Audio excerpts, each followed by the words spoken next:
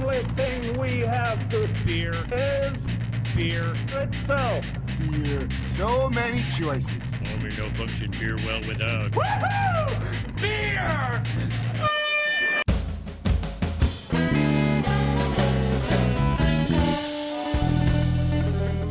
Hello and welcome to another episode of Beer Busters, where we're going to bring you the news and reviews of some wonderful brews. My name is Dan Baker, as always, joined by my co-host and brewerologist, Steph Huffner, and our fermentertainer, Wayne Baker. And today's actually kind of special because we don't have a fourth Beer Buster. We're going back to basics. It's just us. Ooh, it feels weird in here. It kind of does. We're empty. There's an empty chair across the table. I feel like it's Tiny Tim at Christmas dinner. It's more beer for us. True. Yeah, there's the upside. All right, good. So, bear with us as we try to do this for the first time in probably about 23 episodes. And we're going to fumble through this, and we hope you have fun. But in the meantime...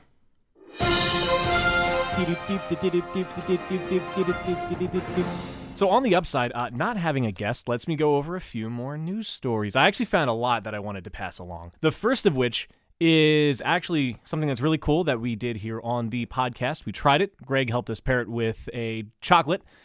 Dogfish Head 120 returns. The latest from their email newsletter they send out is, when will 120 be out again, is probably the question we get asked the most. Well, we have some great news. 120-minute IPA is on taps and shelves right now, and a second wave is being released in 2 weeks.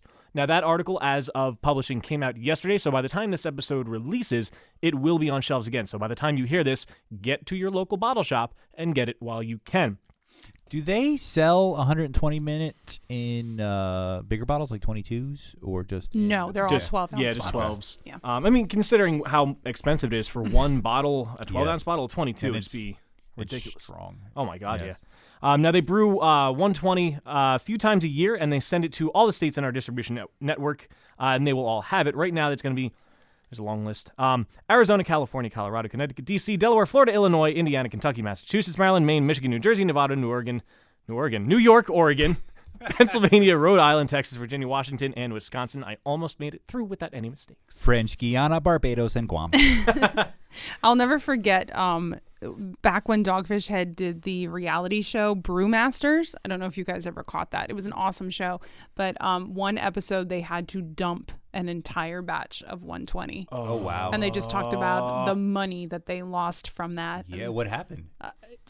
Honestly, I will have to go back and rewatch the episodes. I believe it was a tasting panel. They tasted it, and it just wasn't to par. Because when they taste, you put in the defunct ones to kind of match it out and compare them, but they had also compared it to the previous years, and that year's batch just didn't live up to the expectation of what 120 is. And Dogfish Head, as most craft breweries are, they're not going to put out a product that does not taste the way that they expect it to taste and the way their beer drinkers who buy their beer expect it to taste. And they made the executive decision to dump it, which had to be very painful. It was a very sad episode. I wonder if employees were taking some of it anyway, just to take home to have. I don't. Could be. You know what though? If I remembered the episode correctly, I don't even think it made it to packaging. Oh really? Yeah, I think they dumped That's it right upsetting. from the fermenter. So I wonder when they dump beer, how they dispose of it. well, there's drains in the 21 floor. salute. Right. There's Full drains. honors. They just let it go. But I mean, after that, you can't just dump alcohol out into.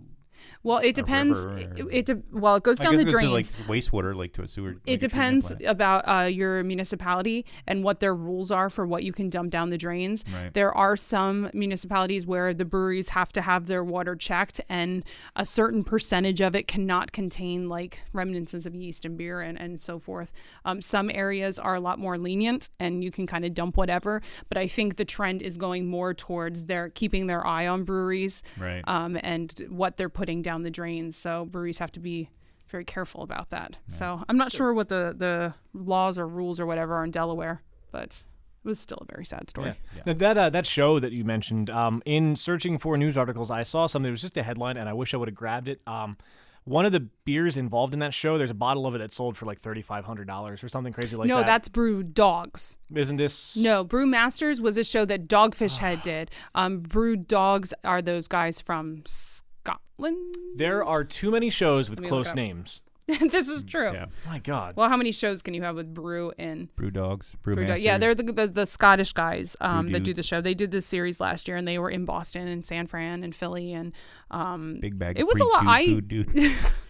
I really enjoyed the show. It was kind of fun. It was kind of hokey, but Yeah. it was a fun thing. So I'm excited they're coming back. Yeah, they're the ones that brew those really high alcohol beers. Oh, they're the ones that did the was it Armageddon and They're Snake remember Venom? the one where they had Were they the dead Snake Venom guys? the dead animal on top oh, of the bottom. the taxidermied. Yeah. Yeah, they are the ones Like that the do 60-some% ABV beers. Yeah, they're the ones Oh, that do yeah. Armageddon. Okay, Yeah. that's what, That's 65%? like 63 I believe or it's 65%. Somewhere up there. Yeah, It's ABV. ridiculous. Yeah. Now, another story that I saw is a little bit longer than the Dogfish mentioned. Now, hockey fans are suing over beer in Idaho, and there's a handful of these fans are suing a Boise, Idaho arena, saying they were duped into thinking a $7 beer contains more brew than a $4 beer, which it turned out it did not. The lawsuit says that CenturyLink Arena, which is home of the Idaho Steelheads hockey team. Oh, they're ECHL, right? I believe so. Sure. Why not? Sorry. That is a string of letters. Yes. They're claiming that the arena defrauded customers by charging them $3 more for a tall, narrow cup advertised as a large that actually holds the same amount of beer as the shorter, wider cup described as a small. Boo, that's pretty shady. Yeah. An arena spokesman whose name was Mike Campbell said he hadn't yet seen the lawsuit and can't comment. I don't think you have to see the lawsuit to really measure the ounces in a cup. Well, I know the UK has a law that requires that a pint of beer is indeed a pint of beer. Yes, I believe a long time ago I put that on our social media. Yeah. But I suppose if you're not advertising it as a pint, you can make any amount you want. I mean, That's true. I think there are some states though, like I believe Michigan. Oh, no, Michigan passed it. That's yeah, the one Michigan. I posted. The end of last year, like October or Yep. something, they were going to pass a law that a pint had that you. If you're saying it's a pint, it has to be a pint. Yeah, which makes sense. Otherwise, it's false advertising. It's like the $5 footlong at Subway. It's not actually footlong. It's just the name. Any 5. Yeah, that's enough advertising. is it for them. actually $5? Yes. Okay. That part they can't dispute. Now, four fans filed a suit on Tuesday in Boise's 4th District Court against Block 22 LLC, which does business at CenturyLink Arena. Now, they are seeking $10,000 in damages for being charged $3 more for a quote-unquote large How many beer. people? 4. No, hold on. Four. Yeah, 4 fans. $10,000. So they each get $2,500 then. Or is it? It doesn't say, but I don't know if it's 10,000 each or 10,000 total. But even so, I mean, that is a crappy thing for them to do with the beers, but how do you get that much money? Yeah, at that point, I can understand if it was a class action. It was like everybody who was there and bought the beers. just give me my $3 back, or change your sizes. So next time I pay $7, it's I don't know. But that's going on in Idaho. In the lawsuit, one of the guys says that at least 30 events over the past 3 years at the arena, there was including a hockey game on March 5th.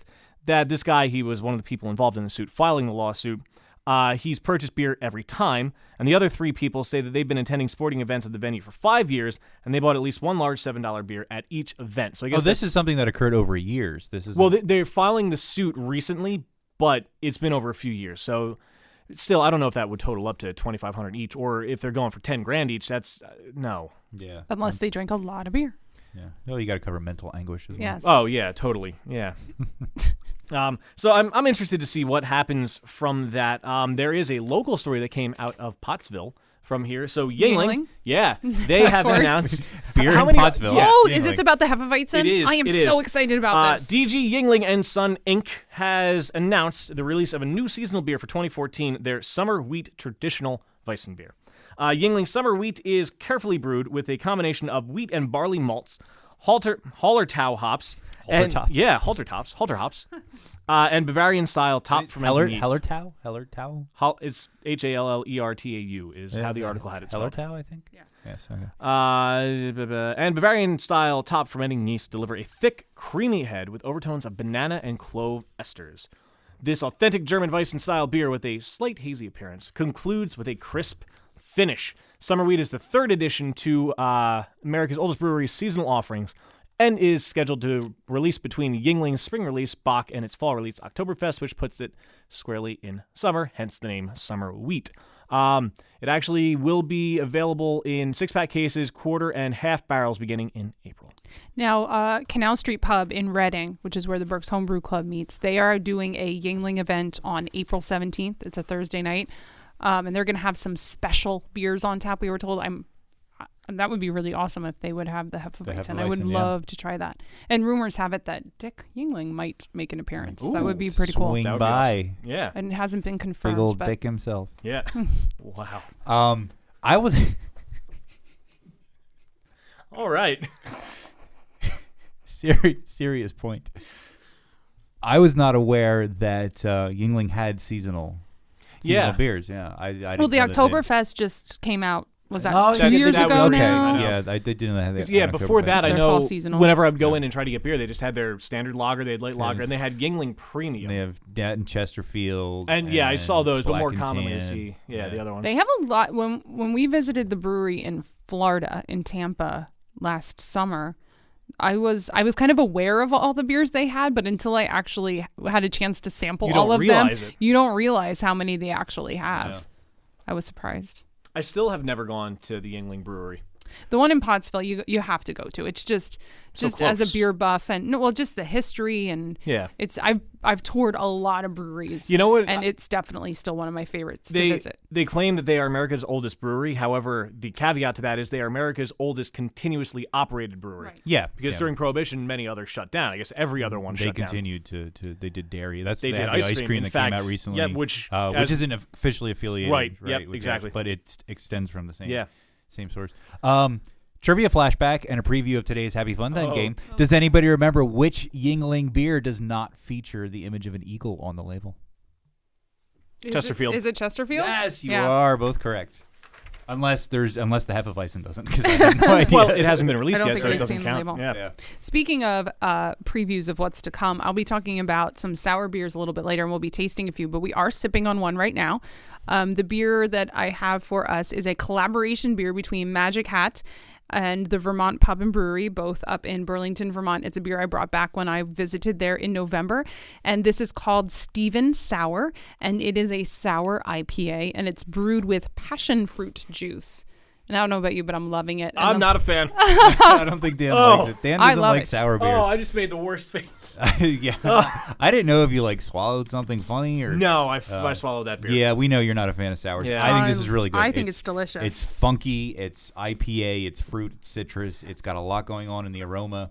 And the passion fruit is there, but it's not in any way sweet or fruit juicy. What I like about the aroma is you get the fruit and the citrus, but it's underneath that nice, funky, dank sourness. Yep. And it just. Did you sits see there the really label? well. That's what your face looked like. Oh, yeah, that's about right. Yeah, if you don't want it, Dan, I'll happily drink It's all it. yours. All right. For the remainder of this delicious. episode, until the tasting, Dan will be sipping on regular H2O. Well, you did have a can of the tradition, the DC Brow beer. I did. That was really good. So, yeah. What was that style again? I've already It's a forgotten. Belgian golden ale. Golden ale. And our listeners can read about the blog on the article that I wrote on the website. But it was a beer that was brewed in collaboration with DC Union, the soccer team down there. I forgot you. Okay, I forgot you wrote that. Delicious Sorry. beer. Yeah, it was good. I Just really recently liked it. canned and Yeah, and released. I had the Imperial IPA. What was it called? On the Wings of Armageddon. On the Wings of Armageddon. Delicious, That was really delicious good. beer. I like that. And that was just canned a week ago. So the fresher you can drink that, the better. It's amazing. Yeah, Very good. Very cool. So that's going to wrap up the news. I had one more, but what I'm going to do, Wayne, is I'm going to type it up for the newsletter. Hey! Look at that, me contributing yet again. Sign up for the Beer Busters newsletter at beerbusterspodcast.com or on our Facebook page. Facebook.com/beerbusterspodcast. All right. So, in the vein of those plugs, Steph, we know you went to D.C. recently. I'm very jealous that you were able to travel so much to go to these breweries. Hopefully, my schedule will clear up shortly, and I will be able to at least go to local ones. But Yeah, it'd be really cool if the three of us could go on a brewery day together and check out some places. And yeah, I visited DC Brow, which is just over the Washington, D.C. line. They're only open on Saturdays, 12 to 4 for growler fills and for tastings. But man, the place was packed and the beers were top notch. I've heard a lot of really awesome things about them. And they just recently in January started serving their beers in Pennsylvania. I believe there's 12 or 16 counties that they're available in. And in fact, Mary Six Pack was one of the first places I had seen their cans of beer. So I had the Citizen and I had the Public. And so I was very excited to get to the brewery. And I've heard so much about this on the Wings of Armageddon Imperial IPA. So it was great to get a pack of nice, fresh cans of that, and it was delicious. I like that they were in cans too, going back a few episodes. I know. I'm all about the cans right now. I love Yeah, a beer in it's- cans. You see a lot more and more of that. I was telling beers. Wayne earlier. I went to the German Beer Fest in Philadelphia. A few Right, weeks I'm ago. jealous. I wanted to go. It was an awesome time. I loved it. I spent 90% of my time in the German beer room because, as everybody knows, I love craft beers, but there's a very big place in my heart for German beers. But Radlers are something I could never wrap my head around. When we go to Germany, I would try them, and it's kind of like the quote unquote beer for people that don't like beer. But they had one there. I can't even remember who made it. I mentioned it in the article I wrote, but it was a grapefruit Radler, and it was in a can, and it was really nice and carbonated and crisp. And I actually had that at the end of the day, so it was a good palate cleanser to just clean everything up, and it was delicious. So I finally found a Radler that I actually like. Is there a fruit that has not been introduced into beer yet? I feel like we've talked about a good chunk of this one. Had passion fruit. We've had pomegranate before. Yeah, and just wait until the fruit that is in our last beer that we'll be Ooh. tasting today. Just wait. It's a fruit I had never even heard of before. So I'm excited to share that with you. But I've never seen a beer that contains fruit of the loom. you're just full of them today, aren't you? But I Well- don't know. I mean, there's a lot of beers out there. We mentioned sweaty socks or something for a beer last Oh, episode, a few lambics, episodes ago. So yeah. that could be, Yeah. lambics with fruit of the loom. Which, by the way, I'm very proud of the title I came up with for that episode. So I'm going to reveal in this episode, now that I've mentioned it, for anybody who didn't get the reference for that episode, episode 23 was Lambic, Lambic, Lambic. It's a take on Revenge of the Nerds, Lambda, Lambda, Lambda. They are tri-lambs. These were tri-lambic beers. And there were 3 of them. And there were... Oh, no, there weren't. There were 2 lambics. There were and 2, one right. We tried 3 beers. barrel-aged But we squad. mentioned lambics many times. More than 3 times. Because Perhaps a I did multiple we had thereof. Know Your Beers. Know Your Beers, and we had the 2 that they brought with. Right. So therefore, there were 3 overall mentions. Sure. I'm sure the word appeared like 100 times, probably. Probably. Yeah, Maybe 300. maybe that would make sense. So that kind of takes the place of our interview segment. So anyway, Wayne, what do we have coming up for Happy Fun Time Games? Well, ladies and gentlemen, boys and girls, we're going to give away a little secret here. This episode was kind of put together at the last minute, Yeah, it which was. is one of the reasons we don't have a guest. It's partially my fault. It is, but for very good reasons. Dan is advancing his real career that he gets paid for. And so I have decided, since I didn't really have time to put together a proper game, and as we're sort of sitting here without a guest for the first time in quite a while, we're going to sort of reach back through the annals of the histories of Happy Fun Time Games. And I've picked random questions from different games that we've already done. Oh, now, dear. I'm pretty sure every single one of these was actually asked and answered on air on previous episodes. Oh, great. dear. We have no One or excuse two of then. them might have been ones that didn't make the cut. I'm not sure, but It's going to show how terrible my memory you is. have more than likely heard all of this before, and so you should probably get it right if you remember.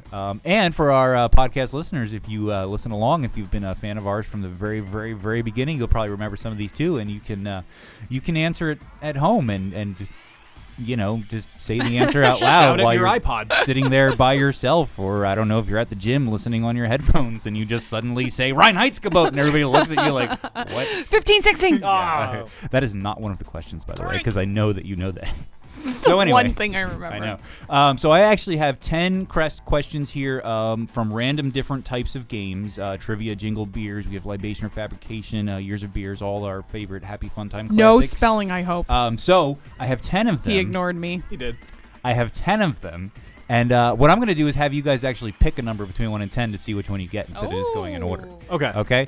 And I think I'm going to begin with Dan, who is sitting to my left. Dan, You act like it was the decision. I had to think about it long and hard.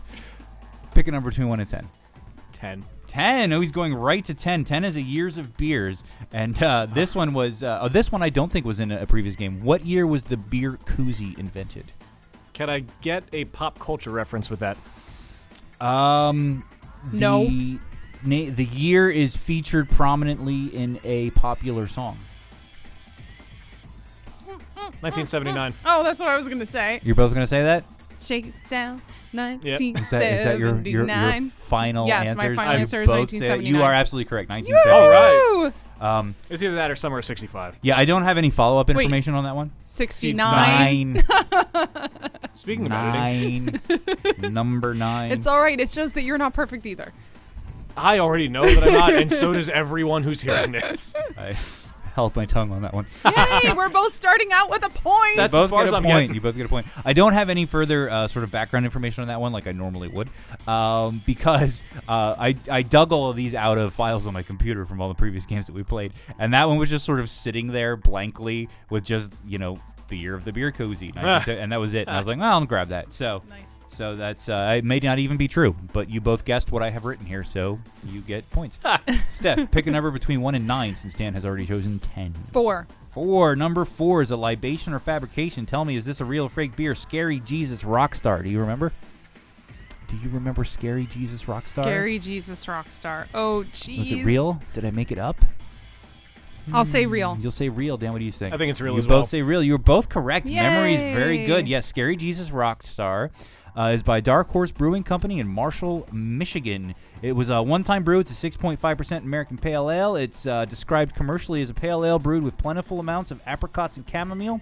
A collaboration beer with chef Cletus Friedman of City Provisions. Scary Jesus Mother Effin' Rockstar is a real beer. Moving on. Dan, pick a number between 1 and 9 that is not 4. Uno. Number uno, and this is a very simple, basic trivia question, and this is also one that I don't think actually made it into an episode, and this is from way back in the early days. What is the term for a collector of beer bottles?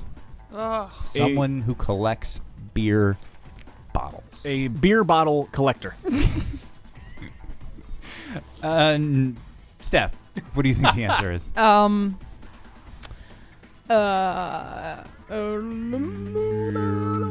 I'm trying to come up with something creative to at least get creative points, but a bottle philiac. Not creative enough. If you had just said me, that would have. Oh, I was gonna say a Steph, but I don't. I collect growlers, not bottles. They're a type of bottle. Okay, so a Steph. I think you would technically. Well, it's too late now because I gave it to you. I think you would technically be called a labiorphilist. Can you spell that? Labiorphilist. LABEORPHILIST. ST. Labiorphilist. I even have it written out phonetically. Labiorphilist. Or a labiophile. Or Steph, which is someone who collects beer bottles. Nobody got that right. Dan, did you choose that one? I chose, You yeah. chose Steph. What are you picking 9. number? You are picking number 9. Number 9 is a spelling word. Oh no!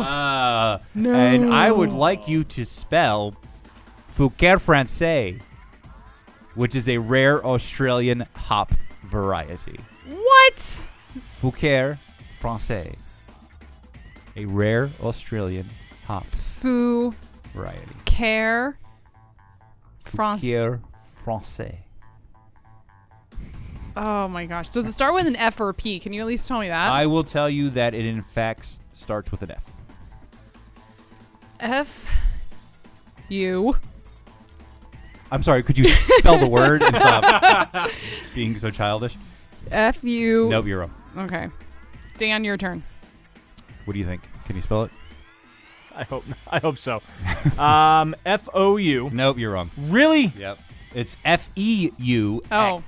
FEUX COEUR FRANCAIS. That was the worst question ever. Moving on. Fouquet Français. Yeah, it's a variety of. Well, yeah, there's some backstory here which might actually be interesting. It's a rare Australian hop variety. It has its genetics roots in Burgundy region of France. It has been specially adapted to grow in the cool climates of Victoria, Australia. It was first harvested in 2010. It is ideal for use in a Randall device, in fact. The alpha values on this young variety come in between 12 and 16. Fouquet Français. Nobody spelled that correctly, and I believe. Can I ask we're what on- level that was when we recorded? Would that have been a 1, 2, or a 3? I think that was like a half. 7. What? I don't remember.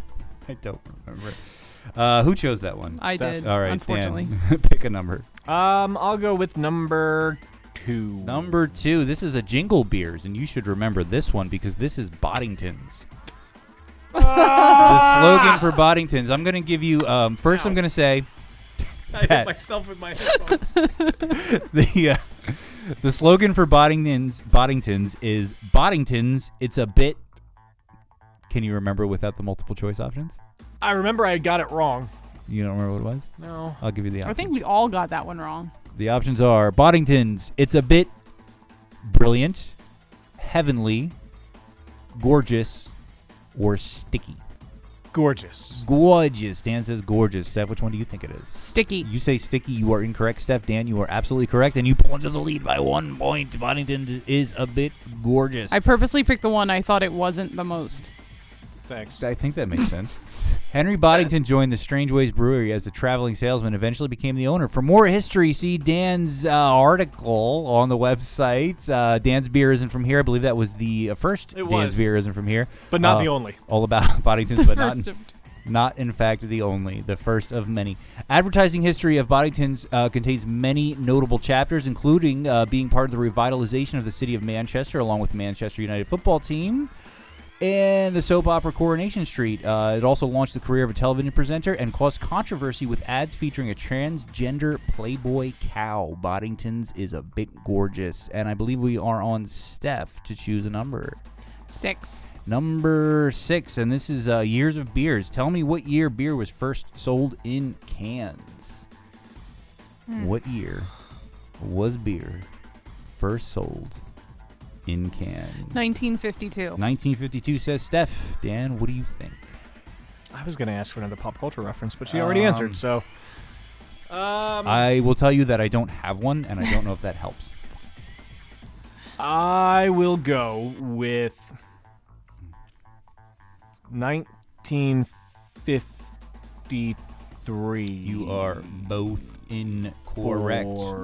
5. The year was 1935. Yes, but I was closer. You, were you? Yes. Oh. Yeah, I but said we 52 and he said 53. We still both went over, so... It doesn't matter. It's the closest. I get It's the like point. Price is Right rules. Well, just because the questions are from different games doesn't mean that we're following the rules of those games when we answer the question. Wait a No, minute. you get a point, and it's Oh, all come tied on. up. The at closest 3. person always gets the point. Yes, the first beer was sold in cans in 1935 by the Kruger Brewing Company of Newark, New Jersey, in collaboration with Run the by American Freddie. Can Company. Attempts had been made decades earlier to market canned beer, but it wasn't until after Prohibition that the concept took off. When we had that question, originally, it was on an episode with Evil Genius, Luke and Trevor. And I mentioned something about how they had to change or put some sort of coating on the inside of the cans so that unwanted things didn't get into your beer. And I believe it was Trevor who said things like death. And that was funny. And I just remembered that right now. Okay, Steph chose that one. So, Dan, you are up to bat on the next one. What numbers are left? I'm 3, sorry. 5, 7, 8. You've got, wow. Actually, 3, 5, 7, 8. the numbers remaining are 3, 5, and 7 because there is no 8. Did you miss number? I missed one somehow. I just So noticed. do we both get that one correct? Yeah, you each get a point. Yay! So now you're tied at 4. You each got number 8 correct. Dan, pick 3, 5, or 7. 3. Number 3 is another Years of Beers. I want you to tell me, when was the first recorded drinking game? Oh, crap. The first drinking game recorded I remember I got in this. writing. I got this extremely wrong. Yes, this was on the episode with Brian Ballantyne when he helped me with my Latin. Oh my God. And I cannot give you a pop culture I know, reference. because I remember it was Yeah. really off. Was it before or after World War One? It was Long before, it because it was BC something it or other. was- It was like 200 BC or something around there, if not longer. Which that your final I'm answer? going with. Just because I can't narrow it down and there's so many years, I'm going with 65 million BC. The dinosaurs played drinking games. they may have. I will say 5000 BC. Wow, you are both pretty far off. Steph would in fact be the closest, Yeah! which I don't think was any surprise. The year was actually Thank you, Dan, for that one. 385 BC. At least you remembered it was BC. Yeah, that was good. It was in Greece, so it was wine and not beer, but whatever. Do we really not pay this much attention? You really don't. And this is an interesting fact, and I've actually come across this many times on the interwebs. Plato's Symposium, which is a text that explores the nature of love by recounting the escapades of a group of men at the ancient Greek version of a kegger. They tended to be more intellectual affairs than a modern kegger, being Greek and all. Records the first ever drinking game called Korabos. I do remember that. Yes, players swirled the dregs of their wine in a calyx, which is a platter-like stem drinking vessel, and flung them at a target. Plato's Symposium, 385 BC. We are down to number 5. 7. And number 7, which is a libation or fabrication. Tell me, is this beer real or fake? And it is called yeastiality. Real. Steph says yeastiality is real. Dan, what do you think? Real. You both say it's real. You were both incorrect. Wrong. And you were both so Confident. certain. Like, you were just like so absolutely certain. No, yeastiality is not a real beer. However, the Urban Dictionary defines yeastiality as the act in which an individual makes love with leavened culinary creations such as cake. Yeastiality, a strange fetish, not a beer. Which leaves us with number 5, another libation or fabrication, and Dan goes first on this one. Tell me, to tie the game, is Butt Face Amber Ale a real or fake beer? I believe that is real. Real. Dan says it's real. Steph? Real. Oh, you both say it's real, and you are both correct, which means our big winner today on our walk down memory lane happy fun time game is Steph with 6 whole GD points. Dan coming in right behind with 5. I think That's a lot of points for us. I think most of them were earned by sheer luck and not strength of memory. You can't prove that in a court of law. I can, because this has all been recorded. So thanks very much for jaunting with me through the history of Happy Fun Time games. Oh, man. Thanks, Wayne. Thank you, Wayne. You know what? That's inspired me to try to do another Beer Jingles game. I love think the you Beer should. That was a good Jingles game. I don't know if I can find that many more commercials, though, from back then. Yeah, that is sort of a tough thing. It's one of those things. I find that a lot of the games that I've done, eventually you get to a point where like, there's no more information to be found. I don't know what we're going to do when we come to that. I'm already running out of good quotes. Yeah, well, we just do something else. Well, you came up with the song lyric idea. I think that would be really cool. True, and I had somebody tell me I got the first one wrong. Oh, yeah. Yeah, it was the Doors, I believe. But a lot of Yeah, I told you that. That's right, it was you. Because Sorry. you were wrong. No, somebody else did tell me, too. Oh, really? Yeah. I still like mine better. So if any of our listeners have any awesome ideas for games that don't involve the lack of trivia, Send let them us over. know. Yeah. Info at beerbusterspodcast.com. Yeah. We'll give you a shout out. Here we go.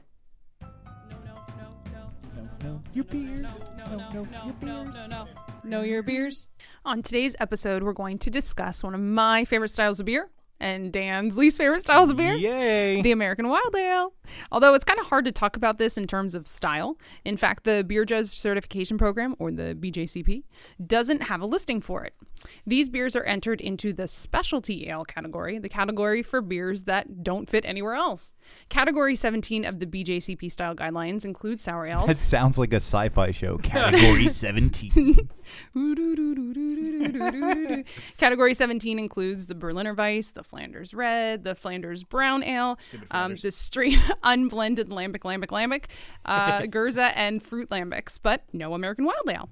So American Wild Ale is a style of beer pioneered by American microbreweries characterized by the use of yeast other than Saccharomyces cerevisiae. Oh, yay. Beers in this style are typically Can fermented. you spell that? Yes. Because you have it written down in front of you. Beers in this style instead are usually fermented using a strain of Brettanomyces for part of the fermentation, creating that funky, complex flavor profile. Yum. American wild beers can be light or dark, hoppy or malty, strong or sessionable, barrel-aged or not.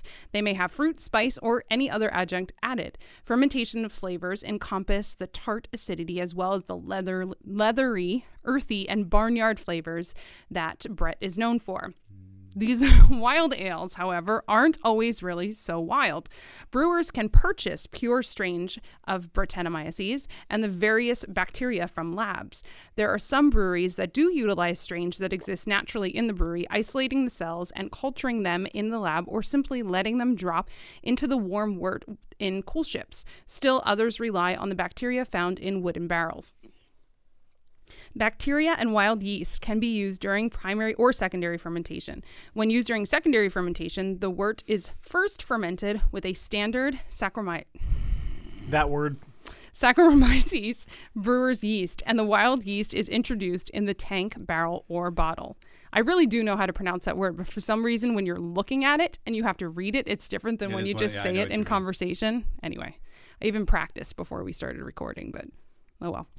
Where wild fermentation is the primary fermentation, brewers may use a yeast blend that includes brewer's yeast as well as Brettanomyces and or bacteria. Sometimes the wort is sent to large wooden aging vats called foeder, where the cultures live. The beer ferments here for several months to several years. The acidification of the wort or beer by these organisms is what makes an American wild ale. So the Brewers Association guidelines have 3 main categories of American wild ales: American-style sour ale, American-style Brett beer, and wood or barrel-aged sour beer. So let's briefly talk about those 3 styles before we start drinking. So the American-style sour ale is defined by its sour acidity. Wood-derived flavors and any Brettanomyces characters are absent in this beer. Fruited versions are often, the flavor and aromas of that fruit are usually very noticeable, but in balance with the other flavors.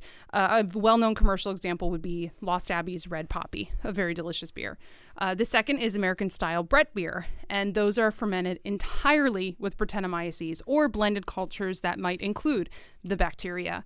Brett beers may or may not include fruit, and one very popular commercial example would be Boulevard Saison Brett beer. The third style is the wood and barrel-aged sour beers.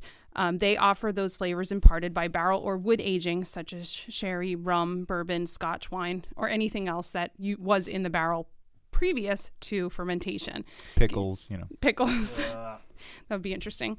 But it's adding to the complexity, and those acidic and barnyard flavors are still very much present. Virtually all of the beers that Jolly Pumpkin Brewing Company makes pretty much fit into this category.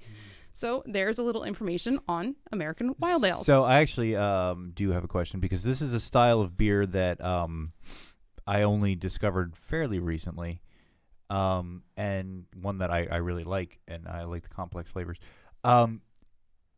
Wild, there's a process through which you allow just naturally occurring wild yeast to ferment your beer. That is the idea. However, there are some breweries but you Brett can purchase is sort of like what most of that wild yeast would be anyway. the bacteria. Right. And some breweries will still use that natural fermentation. They'll put it in a cool shipper. However, they're going to get the natural bacteria from the brewery. But you can also purchase that yeast from a yeast supplier, from a lab. Okay, and that would just be what you would normally get naturally anyway. And does the wild yeast that you would find vary from like region to region? Oh, absolutely, yeah. I would imagine. Okay. That's what I find fascinating. I really like that idea of just sort of letting the sort of chips fall where they may. When it comes to absolutely. fermentation. It's a lot of fun. Yeah. And sometimes when I got to learn from Gwen Conley, she is sort of the yeast whisperer from Lost Abbey Brewing, former brewer, female brewer. I have to say those yeast aren't whispering, they're screaming, but they're so small. You're absolutely right. But she would always joke that if the beer didn't turn out the way you wanted it to, you just throw it in a barrel. yeah, that's a good point. Because, I mean, most beers that come out of a barrel are going to taste really good. Pretty good. Yeah. Beer me! Beer me! Beer me! Beer me! So in addition to the Steven Sour that we had that Dan did not enjoy so much, I pulled out 3 more from my collection, and we're going to start with one from Brewery Ommegang, a brewery that we've talked a lot about on the show. I know, Dan, you've really enjoyed their Game of Thrones series, and the third one is just about ready to come out. Again, out of Cooperstown, New York. This first one is called Wild at Heart. Nice. Did you get that? Yeah, I don't know if you could hear it. I like that the brewery's name is on the bottom of the cork around it. Of course, you've made it when you can have your name on the cork. cork. Yeah, I imagine that's a luxury not everyone can afford. That's what I need to do. You need to get your name on the cork, Yep. Dan. Yes. So this is an 8% American wild ale. 8%. This is brewed with all Brett in the primary fermentation, and this beer is part of what they called their Brewmaster's Obsession series. The Brett imparts robust fruit flavors and aromas and combines with, let me try to pronounce this right, Matueka and Topaz hops to create uncommon tastes and aromas. The beer pours a nice rich amber hue, which we can see as we hold it up, with a full, fluffy white It head. has a really nice, robust head. Oh, yeah. It does, yeah. And the aromas you're going to get include mango, pineapple, and passion fruit. The complex flavors present a touch of sweetness and subtle hop bitterness. This beer was available beginning in November 2013, which is when I picked it up, and I was going to age it, but it looked too good not to open. That is good. You know what? I think this would be fantastic aged. Oh, wow. I get like a hint of vanilla in the background. Yeah, yeah. Oh, you you do. didn't do the face. I did. This is good. I like It's this. very good. Yeah, this is not nearly as funky as No, what we were it's sipping not on. like it's a mellow funk. It is. But It it's is. great flavor. I was gonna say it is very mellow and it's very easy drinking and it's got a nice clear crisp color and like that big fluffy head you talked about. Did you happen to say the ABV on this? 8%. 8. It's big. It's Okay. big and it doesn't really taste it. Although I am getting a slight alcoholish flavor. A little bit. I actually don't. I get It's that just buried in vanilla, there. the vanilla that It's you're talking giving about. you sort of a vanilla bourbon vanilla. Yes, yes. Yeah, I would yeah. buy that, yeah. I don't No. get that out No? of it. I I definitely get get the it. vanilla, but not the bourbon. Wow. It's Oh, this very is really good. crisp and What is this called? it's I'm easy sorry. drinking. It's called Wild at Heart. And if you Wild look, at heart. Okay.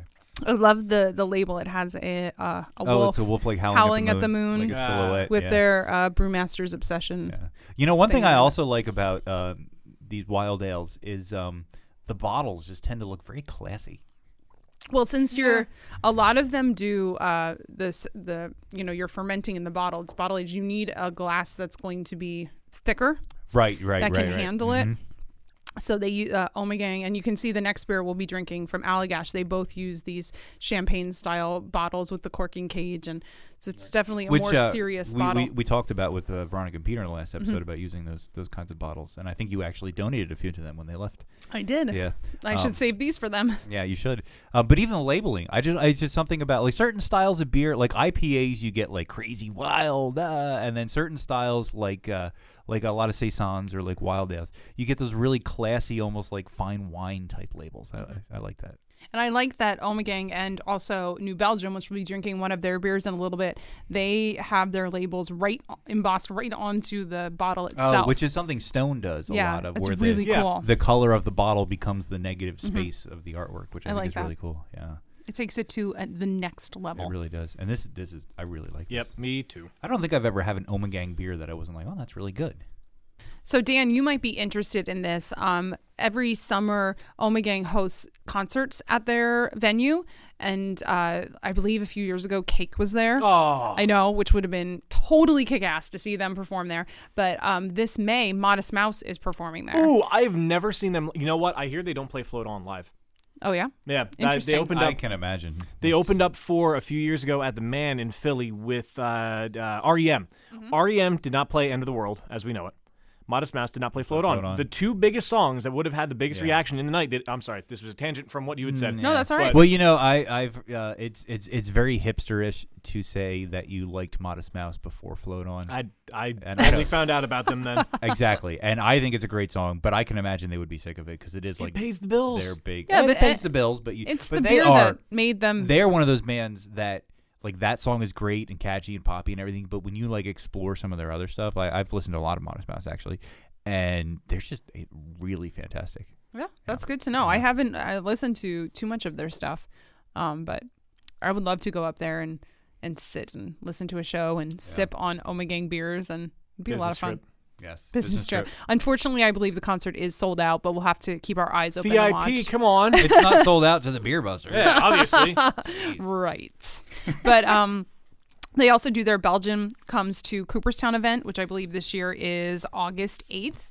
And they're going to be, tickets go on sale for that on April 1st. That is always a huge event and sells out really fast. And I've never personally attended it myself, but I've heard some awesome things about it. So Cool.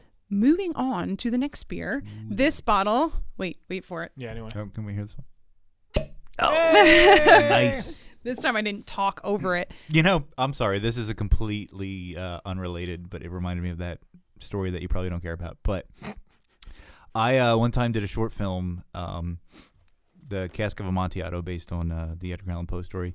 And we did a shot where we wanted to have a wine bottle smash onto the ground. And we had the camera, trained where we were going to drop it. And we were just throwing wine bottles for like several takes onto the ground to try and get like the best smash in the frame that we could possibly get.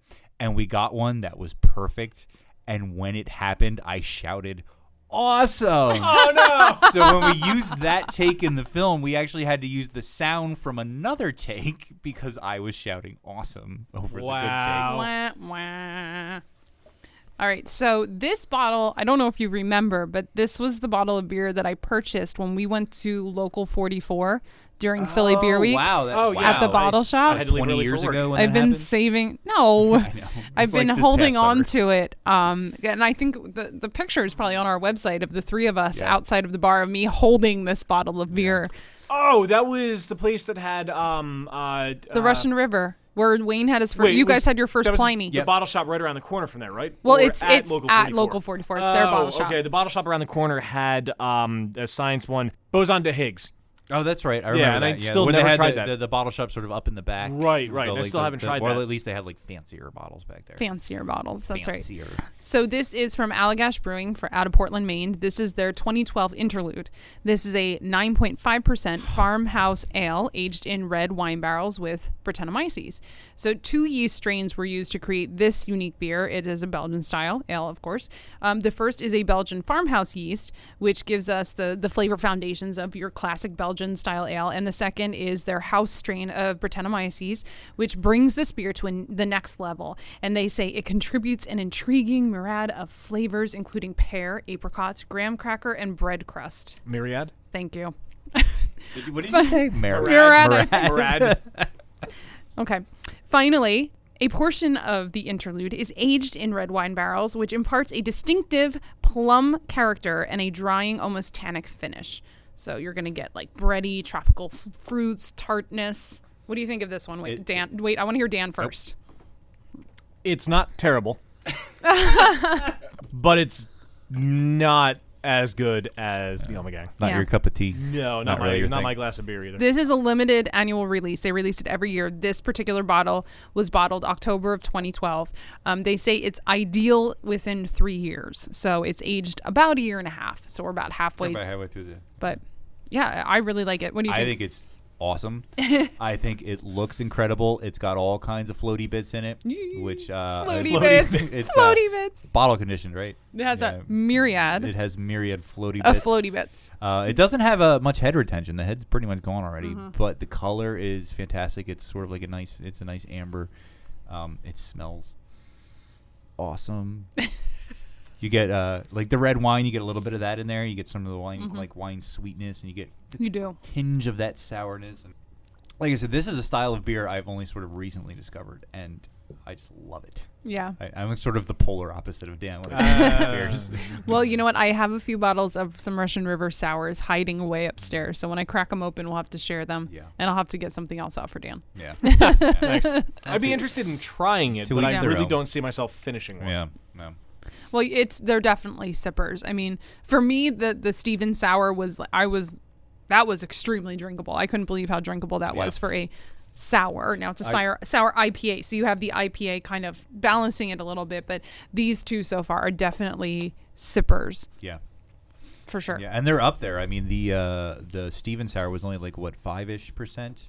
Yeah, 5.6. And then we've had what 8 and like 9. 9, yeah. Yeah. So 8, these 9 are and a half. Yeah. To me though, these sour beers, I never get like the high alcohol They from do. them. They just sort of hide it. It Although in hides this it. one, well, in the last one I mentioned the slight bourbon taste, and I think in this one the wine comes out a little bit too. Yeah, I do get the wine flavor, but maybe that's why it's good that you have to sip them, I suppose. Yeah. I suppose it is. Yeah. But I recently had the Allagash, their triple, I believe it was. I bought it at Wegmans. I went with a couple of friends. We each bought a 22, and then we just split them among us. And it was very good. It was very good. So when we were at Dan, it was you and I during Yeah, Philly Beer us. Week where we first met Trevor from Evil Genius at Fergie's Pub. Oh, yeah. We met Susie who is the East Coast. I believe she's the Philly rep Yeah. for Yep, Allagash. I remember her. So if anybody is interested in learning more about Allagash, she is a super cool chick. You can, I believe her Twitter is the Beer Lass, and she does a lot of events, and I see she has a few coming up. She's going to be at the Grey Lodge pub. She does a lot of stuff at the Foodery. They do a lot of tastings of the Allagash beers. But it was really awesome getting to meet her, and I think we were like 1 minute too late to meeting the owner. she had. Oh, that's right. She took over for the owner because the owner left to catch a flight. Yeah, I believe Rob Todd, the owner of Allagash, he had just like gotten in a vehicle to go to the airport because he had to get back, I assume, to Maine. I don't know. But she was kind of hanging around, and then we ended up meeting Trevor. And now we're getting ready to schedule our 3rd episode with them coming up in Evil April. Genius will be our first 3-peat. Yes. I'm so excited. Those Me guys too. are awesome. Yeah, There will be some awesome outtakes. So if you're not a newsletter subscriber yet, better you need be. to In subscribe now. There may be a whole extended edition of the episode. Yeah, I can see that happening. It will be like the part that we release and then the extra hour of outtakes. Yeah. The director's cut. We better start recording at like 3 or 4 that day. Yeah. But it'll all be worth it. It'll be a lot of fun. I'm still looking at the floaty bits. Oh, I drank all the floaty The bits. you finished it. Wow. Yeah, the tasting glass. That's like 3 ounces. Yeah, but even I'm. Yeah. Oh, I just wanted it out of the way. Well, yeah, it's 9%, Dan, so it's sessionable. Totally. Absolutely. Can we just take a moment to look at the floaty bits? Yeah. It is. Yes. The floaty bits are totally there as I'm holding up an empty glass. Moving on. So the last beer I actually just recently picked up at a bottle shop in Maryland because apparently I need to sneak over the border to get my New Belgium fix. This beer is New Belgium Brewing Company. They're from Fort Collins, Colorado. This is their Wild Squared. This is part of their Lips of Faith series, many of which end up being wild ales of sorts. This one is a double brewed with, did we believe it was Skisandra? Is how you say it? Oh, yes. Skisandra. Which is that mysterious fruit that I had alluded to earlier. Yeah, we did ask the internet how it was pronounced. We did ask the internet how to But that pronounce was it. like several beers ago, and I don't remember. So this wild Colorado version of the Belgian double is, as we can see, it's mahogany hued. Dude, I I love this color. It's it a is nice beautiful. amber color. Ooh, I'd like if my hair was that color. That'd be awesome. Mahogany red, like you said. I have double colored hair. Yes, what color would you like your hair? New Belgium. So they consider this an autumn ale, and if we smell, we should get aromas of clove. Ooh, yes. I get the clove. I Clove right absolutely off get the bat. that. Some dark fruit. It is deeply rich and malty with a creamy mouthfeel, which opens up with floral, earthy notes of fall, followed by hints of black pepper and cinnamon from the addition of those Skisandra berries. Yes, Skisandra berries, which are also known as the 5-flavor fruit, possess all 5 flavors: salty, sweet, sour, spicy, and bitter. And the malt umami.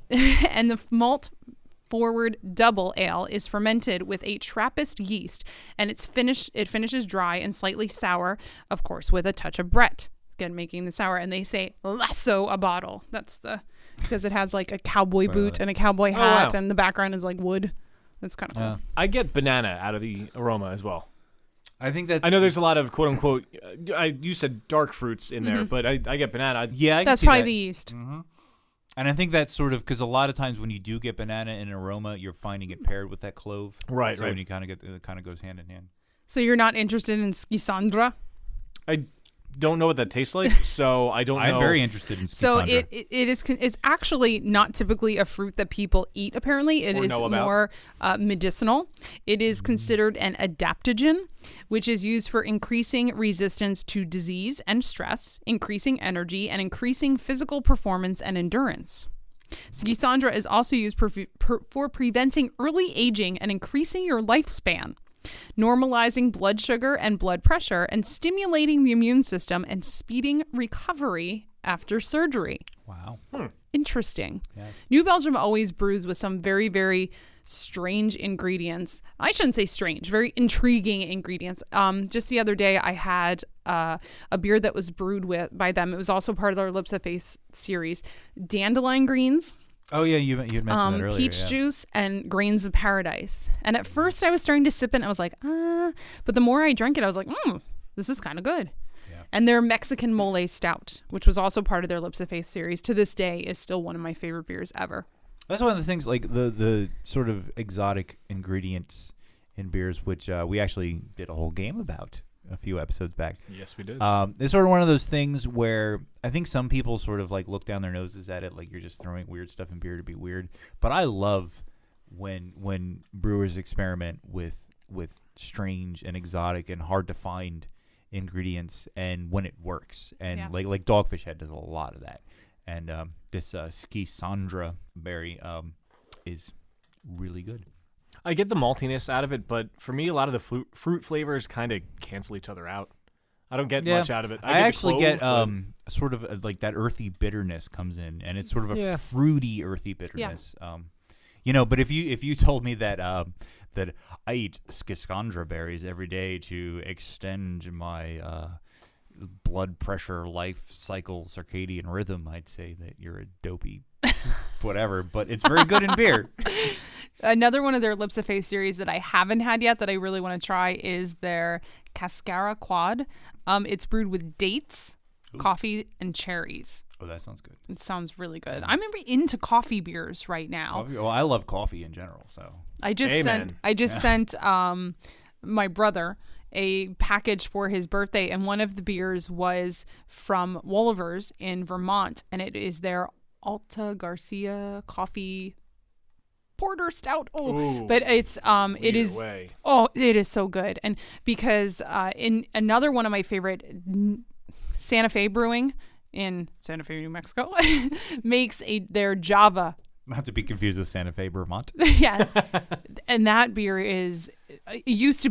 it still is one of my favorite coffee beers, but I had the one when I was in Vermont, the Wollivers. But I also wanted to mention that New Belgium also made a coconut curry Hefeweizen. Coconut curry. Doesn't that sound amazing? That does sound Another really good. one that I want to try. Confusing, really. I don't know. Some people don't put stuff in my beer. Sounds like beer, a fabulous which is fine, fusion of flavors. Yes, it does. But one thing about coffee beers and just liking coffee in general, I know you don't really drink coffee, Steph, do you? No. Dan and I, however, do drink an awful lot I of coffee. got on coffee because of you. No, you don't get me probably wrong. did. I love coffee. Yeah. I just try not to. I've gotten drink people hooked on all kinds of things. But I think when you talk about things like acquired tastes, like coffee or beer, I think a lot of that comes down to, and I've thought about this before for some reason because I think about weird things, is an appreciation for bitterness.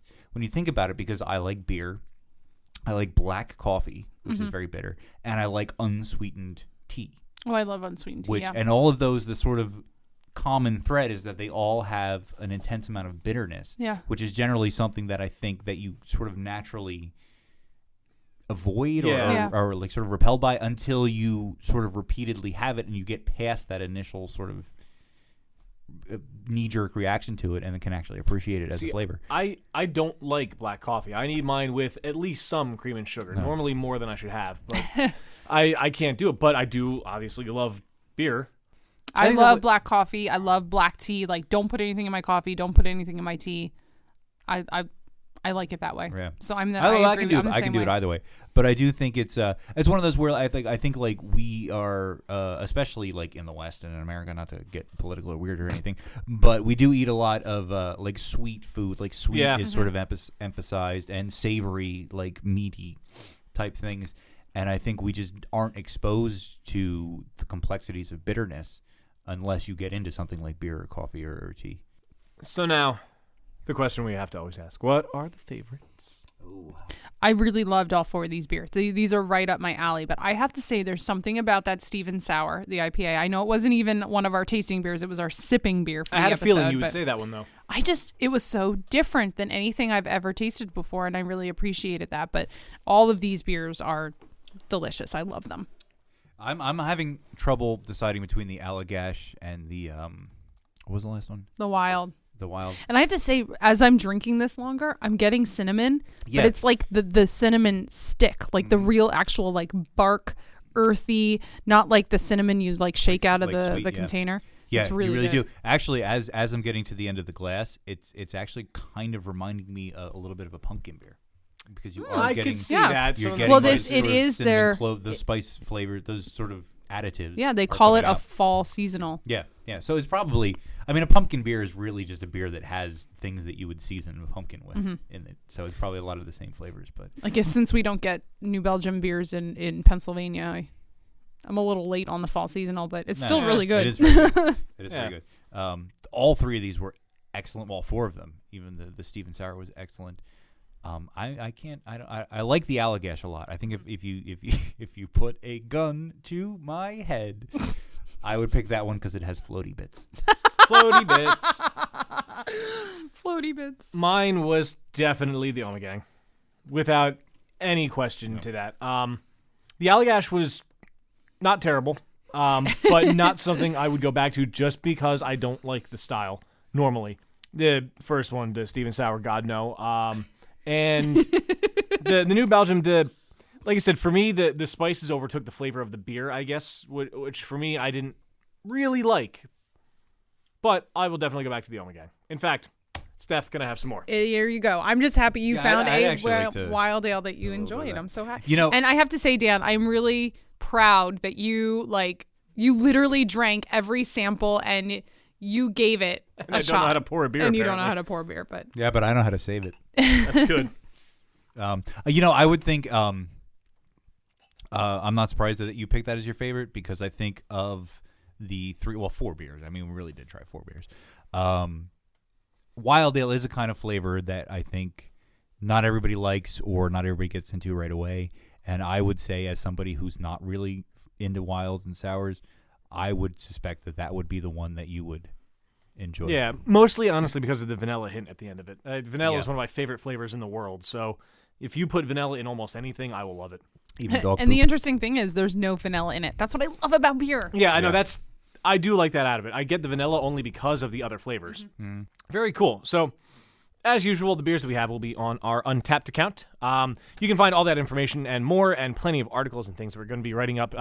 New things are on the horizon at beerbusterspodcast.com. Yes, they are. Wayne is revamping the website currently, so that will be coming. Completely overhauled. Yeah, So I I'm- said to Steph the other day, it's kind of like eating an elephant, only it keeps getting bigger while I'm chewing on it.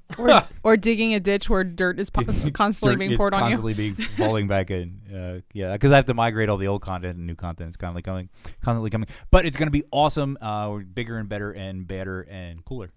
And I have to say, this was fun. It was. was. The last time it was just the three of us was episode 2. And while I cherish our guests and they bring an awesome element to this, They really do. it was really neat You to have an opportunity you to got just to go make back it to the your three of basics us. every now and then. Yeah. Yeah, Yeah. absolutely. It was cool. Yeah, we should do more of this. So episode 48. Yes. Yeah, that works. But that, unfortunately, my friends, does bring us to the end of another episode of Beer Busters Podcast. And it was the great Blues Brothers that said, I said, hey, bartender, hey, man, look at here.